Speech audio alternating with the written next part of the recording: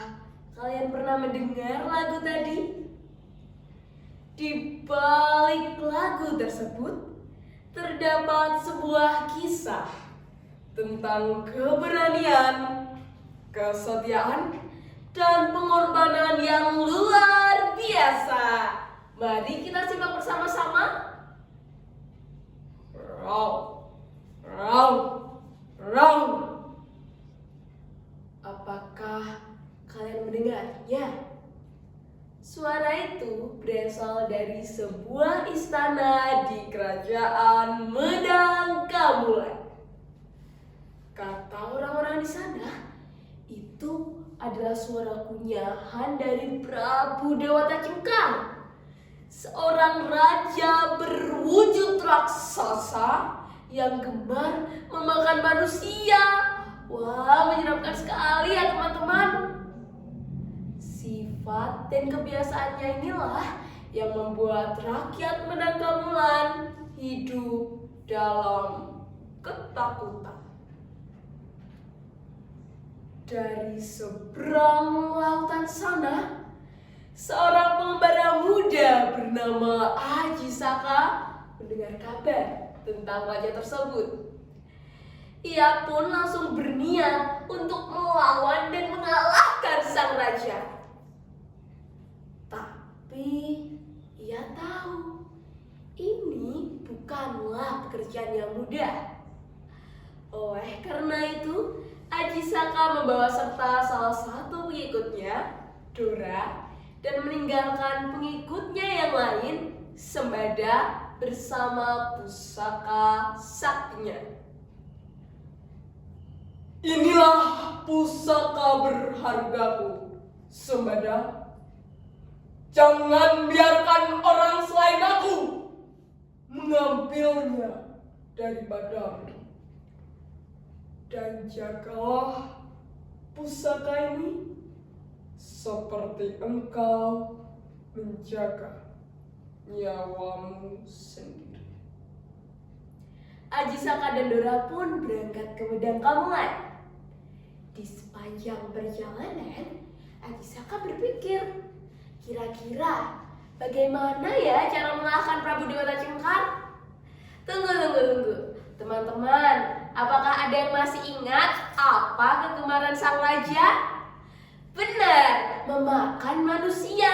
Dari situlah muncul ide di benak Aji Saka untuk berpura-pura menjadi korban yang dipersembahkan kepada raja. Dan benar saja, ketika sampai di depan istana, Aji Saka langsung dibawa oleh para pengawal dan diserahkan kepada sang raja. Sang raja yang melihat Aji Saka dengan tatapan lapar sangat siap untuk menyantap Aji Saka. Tetapi ketika hampir masuk ke mulut sang raja, Aji Saka memiliki satu permintaan terakhir. Permintaannya adalah diberikan sebidang tanah yang panjangnya sepanjang sorban yang dipakai Aji Saka hari itu. Sang raja yang mendengar permintaan Aji Saka pun tertawa terbahak-bahak. Baginya permintaan itu terlalu kecil dan remeh untuk dilakukan. Ikatan sorban pun dibuka. Teman-teman, sorban Aji Saka memang terlihat kecil. Tapi ketika Prabu Dewata Cengkar mengurainya, sorban itu terus memanjang tanpa berujung. Diurainyalah sorban itu. Mundur. Ketika Prabu Dewata Cengkar kehabisan tempat untuk berpijak, Aji Saka langsung mengibaskan sorban miliknya itu dan biur! Prabu Dewata Cengkar terlempar, terjatuh, dan tenggelam dalam laut pantai selatan. Rakyat Medang Kamulan yang mendengar kabar tentang raja itu pun bersorak bahagia. Akhirnya mereka terlepas dari ketakutan. Tanpa tunggu lama lagi, Rakyat Padangamulan pun mengangkat Aji Saka menjadi raja baru mereka.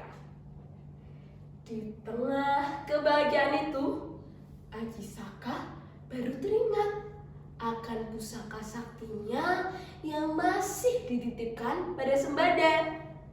Aji Saka pun mengutus Dora untuk mengambil pusaka itu di Pulau Majeti, tempat Sembada berdiam diri. Ketika Dora sampai di Pulau Majeti dan meminta pusaka itu pada Sembada, Sembada langsung menolaknya dengan keras. "Pergi kau! Lebih baik aku mati daripada melanggar janji setiaku. Pergi! Hanya Tuan Aji Saka yang bisa mengambil pusaka ini daripadaku." Akhirnya pertarungan pun tidak dapat dihindarkan. Kedua sahabat ini, Dora dan Sembada, memiliki kesaktian yang sama. Mereka juga sama-sama taat pada perintah Aji Saka. Oleh karena itu, pertarungan berlangsung sangat lama, sangat sengit, hingga akhirnya Dora dan Sembada gugur dalam pertarungan. Teman-teman, kabar duka ini sampai juga di telinga Aji Saka. Ketika Aji Saka mendengarnya, hatinya seketika hancur lebur. Untuk menghormati pengorbanan mereka, Aji Saka pun menuliskan sebuah aksara baru yang saat ini kita kenal sebagai aksara Jawa. Nah, itu dia teman-teman cerita tentang Aji Saka dan aksara Jawa. Sampai jumpa dengan dongeng-dongeng selanjutnya bersama saya, Quineta Cantika Herza.